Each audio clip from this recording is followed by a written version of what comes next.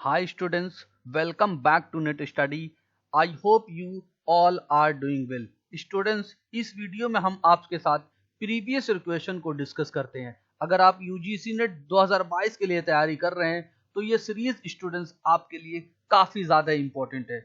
और उसी के साथ साथ स्टूडेंट्स, अगर आपने टेलीग्राम चैनल को ज्वाइन नहीं किया है तो ये इसका लिंक है, आप इसको यहाँ से ज्वाइन कर सकते हैं ताकि आपको डेली मोटिवेशनल कोट्स मिलती रहे और डेली हम प्रीवियस क्वेश्चन को यहाँ पे प्रोवाइड कराते हैं और उसी प्रीवियस क्वेश्चन को हम एक वीडियो के थ्रू एनालाइज करते हैं और जितने भी पेपर वन से रिलेटेड जो नोट्स हैं हम यहाँ पे प्रोवाइड कराते हैं और साथ ही साथ उसकी वीडियो भी हम यहाँ पे प्रोवाइड कराते हैं। आइए स्टूडेंट्स, बिना टाइम वेस्ट किए हुए हम देखते हैं अपने पहले सवाल को।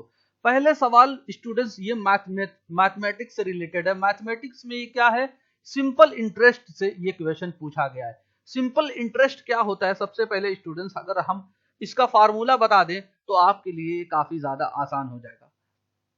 उससे पहले हम इस क्वेश्चन को पढ़ें तो इसमें क्या कहा गया कि अ सम ऑफ 2000 यील्ड रेशियो, यानी सिंपल यील्ड रेशियो मतलब सिंपल इंटरेस्ट, आप सिंपल जो यानी प्रिंसिपल जो अमाउंट है वो कितना है, 2000 है।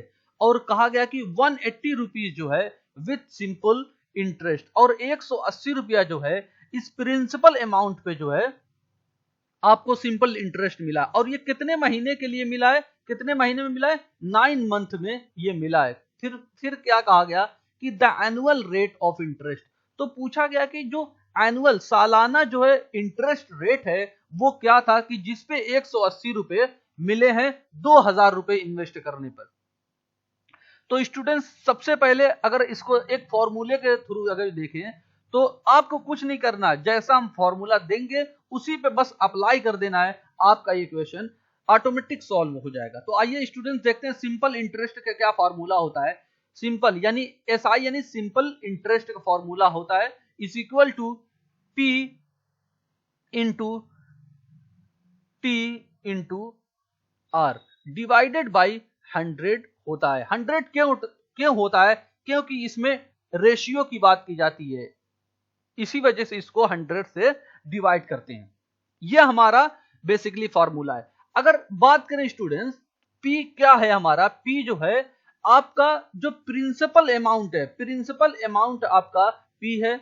और T क्या है, T जो डिनोट करता है वो टाइम को देता है, यानी कितने टाइम के लिए आप पैसा किसी चीज में लगाए हैं। और R यहाँ पे क्या कहता है, R जो कहता है कि रेट ऑफ इंटरेस्ट, यानी जो आप पैसा लगाएं उसको किस रेट पे लगाए हैं, कितना आपको रिटर्न मिलने वाला है, वो ये बात कहता है। रेट ऑफ इंटरेस्ट क्या है वो R बताता है, फिर डिवाइडेड बाय 100 होता है। अब हम सबसे पहले देखें स्टूडेंट्स P की। P क्या है, प्रिंसिपल अमाउंट, आप कितना इसमें पैसा लगा, 2000 रुपए जो लगा है। P की जगह पे हम रख देते हैं सिंपल इंटरेस्ट बराबर क्या होता है, P 2000 रुपए यहाँ पे लगे। टाइम कितने के लिए, 9 महीने के लिए। देखिए यहाँ पे 9 मंथ लिखा हुआ, 9 महीने के लिए टाइम लगा। तो यहाँ पे 9 डिवाइडेड बाई 12 करेंगे। क्यों 12 करेंगे, क्योंकि ये एक साल के लिए पूरा अगर जो हम लेंगे तो 9 डिवाइडेड बाई 12 हो जाएगा। और फिर इनटू में क्या है, इसमें रेट ऑफ इंटरेस्ट जो कि हमसे ये पूछा गया है, अगर ये पूछा गया तो हम इसको एक समान लेंगे क्योंकि हमें यही नहीं पता है। डिवाइडेड बाई 100 यहाँ पे कर देंगे। अगर इसको स्टूडेंट सिंप्लीफाई करेंगे, एक चीज यहाँ पे और दी गई है, 180 रुपीज सिंपल इंटरेस्ट है, यानी सिंपल इंटरेस्ट हमें पता है कितना है, 180 rupees is equal to 2000 into 9 divided by 12 into X. X क्यों है, क्योंकि हमें रेट ऑफ इंटरेस्ट पता करना है जो कि हमें ऑप्शन में दिया गया है, इंटू डिवाइडेड बाई 100।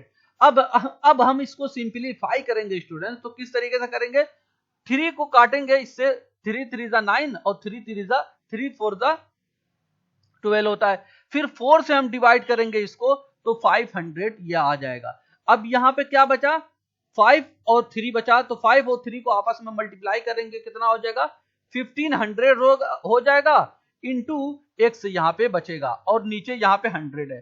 तो अब क्या करेंगे, 2 0 से 2 0 ये कैंसिल कर देंगे। अब हमें क्या चीजें बच गई, 180 इज इक्वल टू 15x बच गया। अब x की वैल्यू हम फाइंड कर देंगे, जो कि हमें x की वैल्यू क्या थी, रेट ऑफ इंटरेस्ट, जो कि हमें मिल जाएगा। फिर 15 से हम डिवाइड करेंगे 180 को, तो हमें 12 बार में जो है ये कट जाएगा। तो x की वैल्यू क्या निकल के आई, 12 निकल के आई। जो x की वैल्यू क्या थी, रेट ऑफ इंटरेस्ट था।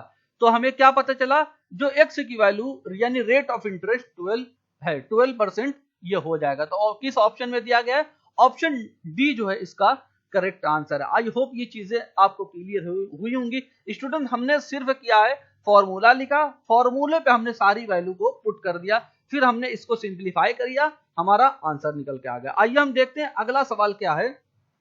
ये सारे डिटेल में बताया गए हैं। इसमें कहा गया कि द एक्सटेंशन नेम बताया गया कि जो सेव करता है फाइल को इन एमएस एक्सेल में। एमएस एक्सेल में जिस फाइल को, यानी कोई फाइल को एमएस एक्सेल में सेव किया जाता है, तो उसका एक्सटेंशन क्या है, आपको बेसिकली बताना। स्टूडेंट्स, हमने कई वीडियो में एमएस एक्सेल के बारे में आपके साथ डिस्कस किया है। अगर आपने उसको देखा होगा तो इस क्वेश्चन को बहुत आसानी से सॉल्व कर ले जाएंगे। तो यहां पे क्या है, एमएस एक्सेल की जो फाइल होती है उसका एक्सटेंशन नेम क्या होता है, .xlsx होता है। आई होप स्टूडेंट्स, और ये चीजें आपको क्लियर हुई होंगी। इसमें एमएस एक्सेल में और क्या चीजें हैं, इसमें सेल क्या होती है हम आपको बता चुके हैं, और इसमें जो है कॉलम क्या होते हैं और रोज क्या होते हैं, सारी बातें हम आपको बता चुके हैं। अगर इसकी बात करें ऑप्शन ए में, तो .doc जो होता है ये एमएस वर्ड का एक्सटेंशन होता है, और .ppt जो होता है वो एमएस पावर पॉइंट का ये होता है। ये क्या होता है, पावर पॉइंट का एक्सटेंशन होता है। आई होप ये बातें आपको क्लियर हुई होंगी स्टूडेंट्स। ये कई बार एग्जाम में इस तरह के क्वेश्चन पूछे जाते हैं। तो आइए इसके बारे में और देखें, जो एक्सटेंशन नेम है, और ये पूछा जाता है एग्जाम में कि इमेज जो होता है उसका एक्सटेंशन क्या है, जेपीजी है। वर्ड का क्या है, .docx होता है। पावर पॉइंट का, जो कि हम आपको बता चुके हैं, पीपीटी होता है। और टेक्स्ट का जो एक्सटेंशन होता है, टीएक्सटी होता है। आई होप ये सारी बातें आपको क्लियर हुई होंगी स्टूडेंट्स। आइए हम देखते हैं अगला सवाल क्या है। कहा गया कि which of the following is not the renewable natural resources. हमसे इसमें कहा गया कि कौन सा इसमें है, जो ये ऑप्शन में दिया गया है कि इसमें रिन्यूएबल नेचुरल रिसोर्स नहीं है। स्टूडेंट्स, फर्टाइल सॉइल जो है ये किस में आता है, नॉन रिन्यूएबल नेचुरल रिसोर्सेज में आता है। अगर एयर की बात करें तो ये रिन्यूएबल रिसोर्सेज में आता है, और फ्रेश वाटर की बात करें तो ये भी रिन्यूएबल रिसोर्सेज में आता है, और सॉल्ट भी रिन्यूएबल रिसोर्सेज में आता है। ये चीजें आपको स्टूडेंट्स क्लियर हुई होंगी। इसका जो करेक्ट आंसर है वो ऑप्शन सी है। क्यों सी है, क्योंकि हमसे नॉट पूछा गया, नॉट रिन्यूएबल नेचुरल रिसोर्सेज, जो कि एयर, वाटर एंड सॉल्ट जो होता है वो रिन्यूएबल नेचुरल रिसोर्सेज होते हैं। आइए इसके बारे में और डिटेल में आपसे बात करें कि जो रिसोर्सेज स्टूडेंट्स होते हैं वो ड्रॉ किए जाते हैं नेचर से, और इसका जो यूज किया जाता है, यूज इसका किया जाता है बिना उसमें बदलाव किए हुए, तो इसको क्या कहा जाता है, नेचुरल रिसोर्सेज कहा जाता है। नेचुरल रिसोर्सेज को स्टूडेंट्स यहाँ दो भागों में बांटा गया है। वो कौन कौन से, एक रिन्यूएबल है और दूसरा जो है वो नॉन रिन्यूएबल है। अच्छा, रिन्यूएबल और नॉन रिन्यूएबल क्या होता है, आप इसको समझिए। यहाँ पे रिन्यूएबल जो रिसोर्सेज होते हैं वो क्या होते हैं, उनको रिन्यू किया जाता है और वो नेचुरली ओवर टाइम होते रहते हैं। और ये जो रिन्यूएबल होते हैं ये अनलिमिटेड मात्रा में पाए जाते हैं। ये अनलिमिटेड इनकी मात्राएं होती हैं, यानी ये कभी खत्म नहीं होते। और इसमें क्या आ सकता है, इसके जो एग्जाम्पल दिए गए, सन आ सकता है, सन है, विंड है, वाइल्ड लाइफ है, फिशरीज है, हाइड्रो पावर है, और जियोथर्मल पावर। ये सारी चीजें क्या है, एक रिन्यूएबल रिसोर्सेज के एग्जाम्पल हैं। आई होप स्टूडेंट्स ये रिन्यूएबल रिसोर्सेज क्या आप इसको समझ गए होंगे। आइए हम देखें एक ये जो नॉन रिन्यूएबल रिसोर्सेज है, नॉन रिन्यूएबल रिसोर्सेज है, ये क्या है।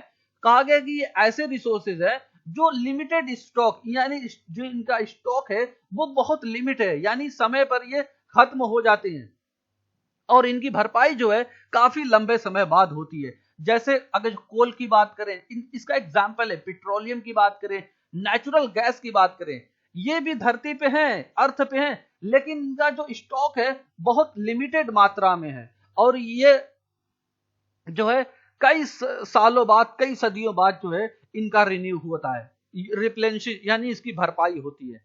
आई होप ये रिन्यूएबल क्या है और नॉन रिन्यूएबल रिसोर्सेज क्या है आप इसको समझ गए होंगे। आइए हम देखते हैं अगला सवाल। अगले सवाल में कहा गया कि एक जो अच्छा टीचर है, गुड टीचर को कैसा होना चाहिए? रिसोर्सफुल ऑटोक्रेटिक होना चाहिए, रिसोर्सफुल एंड पार्टिसिपेटिव होना चाहिए, रिसोर्सफुल एंड अथॉरिटेटिव होना चाहिए, या फिर रिसोर्सफुल एंड डोमिनेंट होना चाहिए। स्टूडेंट्स, आपको यहाँ पे सही ऑप्शन बताना है कि सही जो आंसर है वो क्या है। स्टूडेंट्स, जो एक अच्छा टीचर है वो उसको कैसा होना चाहिए? रिसोर्सफुल तो सब ऑप्शन में है, तो आप सभी ऑप्शन को यहाँ पे तो हो नहीं सकता, इसमें एक ही ऑप्शन सही है। तो आप अगर देखेंगे तो पार्टिसिपेटिव जो होगा वो एक अच्छा टीचर कैसा होना चाहिए? पार्टिसिपेटिव होना चाहिए। पार्टिसिपेटिव का क्या यहाँ पे मतलब है कि जब क्लासरूम पार्टिसिपेटिव होगा, यानी स्टूडेंट्स होंगे, टीचर होंगे, जब ये दोनों आपस में इंटरेक्ट करेंगे तो इसमें क्या होगा? टीचर जो है इनकी प्रॉब्लम को सुनेगा और स्टूडेंट्स भी, जब पार्टिसिपेटिव एक बेहतरीन रिलेशनशिप दोनों में रहेगा तो स्टूडेंट्स भी अपनी जो प्रॉब्लम होगी वो टीचर के साथ शेयर करेंगे। शेयर करने से होगा कि टीचर जो है इनकी जो भी वीकनेसेस हैं वो और जो भी डाउट्स हैं किसी टॉपिक से रिलेटेड, वो सारे ऑन द स्पॉट जो है वो स्टूडेंट्स को क्लियर करता रहेगा। इसी वजह से जो अच्छा टीचर है वो कैसा होना चाहिए? पार्टिसिपेटिव होना चाहिए, ऑटोक्रेटिक नहीं होना चाहिए, यानी वो रूल करके अच्छा टीचर नहीं होना चाहिए, रूल करने वाला, या अथॉरिटेटिव टीचर भी नहीं होना चाहिए, या डोमिनेंट जो टीचर होगा वो भी एक अच्छा टीचर नहीं माना जाएगा। क्योंकि जब बच्चे इससे डरेंगे, इससे सवाल नहीं करेंगे सही से टीचर से, तो वो बच्चों की प्रॉब्लम क्या है, उसका क्या उनकी वीकनेसेस हैं, तो उसको रिजॉल्व नहीं कर पाएगा। तो एक अच्छा जो टीचर को कैसा होना चाहिए? पार्टिसिपेटिव होना चाहिए, तभी उनके दरमियान, यानी स्टूडेंट्स और टीचर के दरमियान एक बेहतरीन रिलेशनशिप क्रिएट होगी। आई होप ये बातें आपको क्लियर हुई होंगी। इसका जो करेक्ट आंसर है वो ऑप्शन बी हो जाएगा। आइए हम देखते हैं अगले सवाल को। अगले सवाल में क्या कहा गया कि एक अजम्पशन है, अजम्पशन की बात करेगी, वो ऐसा अजम्पशन है जो अनपरसीव्ड है, यानी नजर न आने वाला, यानी जो दिखाई नहीं देता है, जो समझ में नहीं आता है। और कहा गया कि इन ऑर्डर टू रिकॉन्साइल, और जो reconcile to apparently inconsistent perceived fact, यानी जो परसीव्ड फैक्ट हैं और वो इनकंसिस्टेंट है, यानी असंगत है, यानी उनमें मुख्तलिफ जो दो स्टेटमेंट हैं उनके वो अलग अलग मुख्तलिफ है। यानी एक एग्जाम्पल से समझें तो एक आदमी है वो कह रहा है कि मैं मोटा हूं लेकिन दिन में खाना नहीं खाता हूं।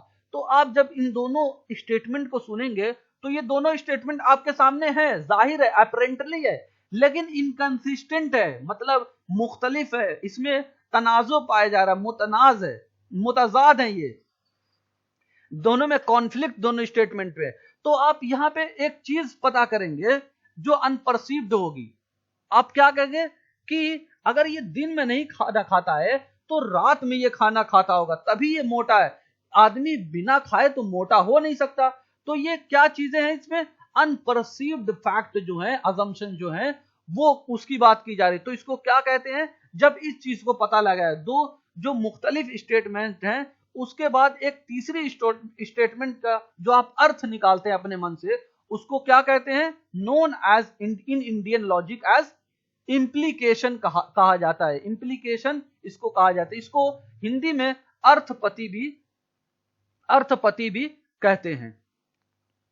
यानी दो स्टेटमेंट जो अलग अलग हैं लेकिन तीसरी स्टेटमेंट आप अपने मन से, आप खुद से बना रहे हैं, तो उसको इंप्लीकेशन कहते हैं। आई होप स्टूडेंट्स ये सारी चीजें आपको क्लियर हुई होंगी। स्टूडेंट्स, हम आपसे मिलेंगे अगली वीडियो में, तब तक आप खुश रहिए और अपना ख्याल रखिए। Thank you for watching video. God bless you.